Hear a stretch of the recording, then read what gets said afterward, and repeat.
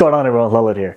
The $695 annual fee by American Express's Platinum credit card hit my account, and whilst thinking whether I'm going to keep or cancel this card, I want to make this video to share what you may want to consider before actually making your very own move, as well as my retention offer results, and overall what I'll be doing next. Feel free to check out the referral links in the description below to credit cards as well as other financial related products. And with that, we'll get straight into it. The full deep dive video into the American Express Platinum, I'll link it in the description below. And at a high level, it comes with an annual fee of $695, and it's advertised to give you up to $1,400 in credits. When it comes to spending, we're looking at 5 times membership reward points for every dollar spent for travel booked directly through the airline or hotel or amextravel.com. and 1x everywhere else. At the time of filming, if you're thinking about being new to the American Express Platinum card, you're looking at a sign-up bonus of potentially 100,000 membership reward points up to 150,000 membership reward points. There's a load of benefits and perks that come with the Amex Platinum that give it even more value. But let's say that you have the card, or maybe you're considering getting it, and fast forward, you're on the line of thinking of canceling the Amex Platinum. There may be a few things you want to consider first. If we cancel the Amex Platinum, and let's say it's the only membership rewards earning credit card we have with American Express, then all of our points that we have, they could potentially be forfeited unless we do one of the following 3 things. The first thing to consider is getting the American Express Everyday credit card. It has no annual fee. There is the Everyday Preferred version, but for our use case, let's say we have 200K or even 500K membership reward points. It doesn't really matter. The point is, if we cancel our Platinum, and that's the only card we have, we're gonna forfeit those points. But this way, with a no annual fee credit card, even if we let go of the Platinum, our points are intact without any type of pressure or annual fee to spend them or use them or otherwise. And so this way, we're keeping everything intact without really too many extra steps. An obvious point against this is, hey, I wasn't really looking to open another credit card, so what else can I do? Well, you could actually just transfer out those points to potential transfer partners if that's a way you're considering of using your membership reward points. So what this means is, instead of them being with Amex and then you not having your card and those points being gone, at least they're elsewhere to be redeemed at a future date. And the cherry on top is, let's say you still want to get the Amex Everyday and consider this option. Since it's a membership rewards earning card, you still have the benefits of how those points can be redeemed. So with that no annual fee card version, you can keep your points intact and still transfer them out to transfer partners at a later date. And the third, super straightforward, use the points before you cancel it. If you're redeeming for cash, you're looking at 0.6 cents per point. What that means is 100,000 membership reward points would be $600 in cash. Alternatively, you can transfer those points outside to transfer partners, but, and this example may seem a bit unrealistic, but if you're using 100K points for something that's worth $100 of value, you're really not getting as much value as you would have with cash, and that's a no-win battle there. So when I learned this one thing from American Express regarding their annual fees, my whole outlook and strategy changed immensely. It's the simple fact that American Express's annual fees are prorated. And what that means is, let's say in year 2 or year 3 or whenever, let's say my $695 annual fee hits, and let's say 6 months into that year, I just want to go out and straight up cancel this card. I'll be refunded half of that $695 that I paid up front. So essentially, another way to look at it is, every month has a certain cost or price to it, and really every day has a cost to it. And although this is a good thing to know in general, let me walk you through the following scenario to bring this point home even further. Let's assume our annual fee hits on January 1st every single year. And let's say for our example, today it's June 1st. You heard that right. Jan is the annual fee, June is where we are today. One of the myriad of credits by American Express's Platinum card is going to be the Saks Fifth Avenue credit of $100 per year, where they give you $50 Jan 1st to June 30th. And then July 1st till end of the year is essentially that other $50. So today being June 1st, let's say that we already used our first half of the year's credit, and now we're waiting till July 1st to use our next $50 Goldman Sachs Fifth Avenue credit. And so with that, what that means is, if you look at the math, you're getting $50 if we wait a month, which is essentially 30 days. And if we do the math of $695 per year divided by 365 days, I'm gonna rough up the math here, but basically you're looking at $2 a day. And $2 a day times 30 days is actually $60 that we're actually losing in value in real cold hard cash by just waiting for our Saks Fifth Avenue second half of the year $50 credit. In other words, from a holding cost perspective, we're literally losing or spending $2 a day just to keep the American Express Platinum card.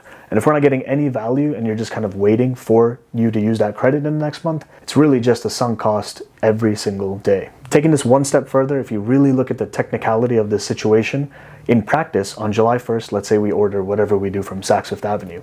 Now, if you have ShopRunner, which is the benefit where you get 2-day free shipping from Saks Fifth Avenue and other merchants by having the American Express Platinum card, you're looking at, it comes to you in 2 days, and then it actually has to come as a statement credit, and then you actually have to take that next step of quote unquote canceling the card. So we're looking at, let's just say 5 days arbitrarily. That's another $10 in our example of $2 annual fee cost per day for the Amex Platinum. So every single day really has a value, and it doesn't compound, but it's so linear that really you want to get that benefit that you're getting from the Platinum versus not, quicker than not, etc., etc. Switching lenses from looking at it from that perspective, from a pure monetary perspective, there's the overall perspective of just credit score, and it could impact your credit whether a lot or not. There still could be a potential impact. And more than that, with American Express and the Platinum card, just canceling it in general, whether we have a full portfolio with them or not, it could hinder our relationship with American Express. It may not be the worst thing in the world, but it's definitely not a, hey, here's 5 stars free for canceling the card, you know what I'm saying? So, yeah. I'm making it sound funny, but the true ramification of sorts is actually really real. And what that is American Express, when you apply for that next card or the next card, there is that pop-up that could appear on your application saying that, hey, we're okay to give you this card, but you may not be eligible for the sign-up bonus that's attached to this card or this offer. And so with that being the case, sometimes this pop-up can appear maybe because you're not a big spender, aka you're not their preferred clientele or target market for American Express, but at the same time there are other reasons this could happen, such as, for example, canceling your card within a certain time frame where maybe they're not really cool with it, quote unquote. And at the same time, when you look at the fine details, with American Express specifically, if you cancel your card within 1 year, you're really highly likely to receive something known as a clawback, which essentially means, let's say you got the sign-up offer, sign-up bonus, and after X amount of time, let's say on day 364 of 365, where your annual fee hasn't hit your account yet, and you cancel that card, you're in that territory of them saying, hey, this person was just kind of abusing us or using us for that bonus, and now here we are. So they could be saying, hey, you have a negative 100K balance the next morning when you wake up, when you cancel that card, and that could be a known issue of its own. Moving on from there, if we don't want to cancel the Amex Platinum, but we also don't want to apply freshly for the Amex Everyday Credit Card, there's another option, and it's something known as a downgrade, which formally is called a product change. When it comes to product changes, not one card can be exchanged for any other type of card. Generally speaking, the personal credit card side is different from the business credit card side. So simply put, if I have a business credit card and I want to go over to the personal side to some other version of it, chances are that's not going to be able to be done. It depends on the issuer, but I haven't really seen, personally speaking, the capability to do that from the personal side to the business side and vice versa. I did say downgrade, and that's assuming that Amex Platinum is the top of its rung. And what that means is there's 2 other cards potentially that could be upgraded to versus just purely downgrading from the Platinum. And to keep it very succinct, there's the Amex Optio card, which is just a rumored card. It's not really out in the market, but that could be a future upgrade potential option. We'll see how this video ages. And then from there, you have the Amex Black card, aka the Centurion card.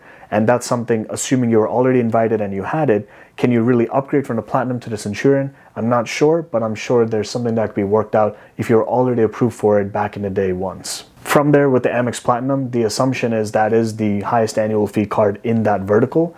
And so from a downgrade / product change perspective, we're looking at 2 different options, and it's going to be the Amex Gold card as well as the Amex Green card. Unfortunately, there is no annual fee option for us to downgrade from the Platinum or the Gold or the Green to a $0 annual fee card. The Amex Everyday is a way to keep your MR points alive and well with the $0 annual fee, but unfortunately we cannot product change or downgrade from one of those 3 options to the Amex Everyday. Coming back to the fact that American Express annual fees are prorated, if you need a couple months to decide, if you do the math, holding the Amex Platinum and not getting any value is roughly $120 down the drain.